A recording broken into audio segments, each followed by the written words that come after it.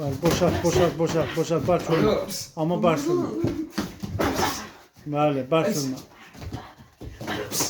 Hansı gedək ortadan geçsin, içərdən. Oy da. Aya.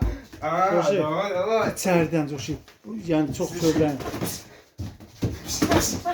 Yavaş Coşu, sən baş vurursun. Rüfət, sən baş vurursun. Coşu orada yüngülləşdir balanı. Allah'ım. Burada bak Coşu, o Allah'ını bağlamadı. İşte onun üstünde. Baka onun şeyine. Bas dedi, yoruldun. Yoruldun Coşu. Yüngülləşdir Allah'ım. Bəli baba, aşağı bas necə? Sən baxara vurduğu var. Çok başı yer eləmə, cəllanacaq başı. Oyda da bastı. Neyi bastı? Döv bastı. Bastı Coşu, bastı o da. Safa.